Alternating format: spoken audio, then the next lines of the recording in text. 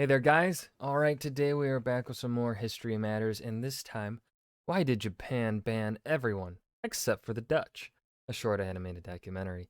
Before we dive in, make sure you go and check out the links in the description box below. I would love if you join the Discord and follow me over at Twitch. Now, I think they banned everyone else except for the Dutch because the Dutch have a funny accent.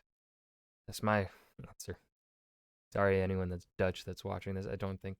Anyways, let's dive in. Japan was, prior to an American fleet turning up, a famously closed country, one in which trade with the outside world was severely limited, and illegally setting foot in the country was met with the death Well, penalty. actually, I think the real answer is that the Dutch were like the only ones that kind of like agreed to the Japanese rules, I think.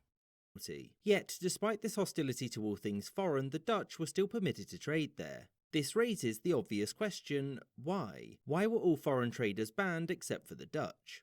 Japan was first visited by Europeans in the mid-16th century when some Portuguese traders turned up from China. It was fortunate for them because shortly after this, Japan and China weren't trading anymore due to a falling out. And so the Portuguese realised that they could make a lot of money as intermediaries. They also realised that this brand new land was suffering from a distinct lack of Jesus. Despite it having a single emperor, Japan was decentralised at this point, with numerous regional lords trying to outcompete their neighbours for power. And for them, Christianity, or at least good relations with Christians, brought one major advantage: Gun. guns.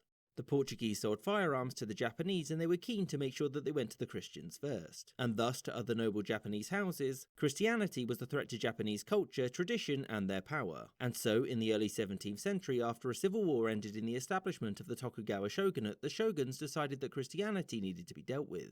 The first way that they did this was to restrict trade with Christians to Nagasaki, thus making it easier to keep an eye on them. However, the Portuguese continued to smuggle missionaries into Japan, and after a Christian rebellion, the government outlawed the religion entirely. During this rebellion, the Dutch had provided guns and support to the central government and earned their gratitude. Now, you may Ah, think that it was weird for the Christian Dutch to aid a heathen government against Christians, but one, those were Catholics, and thus to the Protestant Dutch they were the wrong Christians, and two, Pope's a money. poop. After the rebellion, the shogunate thanked the Dutch East India Company for its support and so gave them exclusive rights to trade via Nagasaki. This was done on 3 conditions. The first was that the Dutch had to support and comply with government rules without question.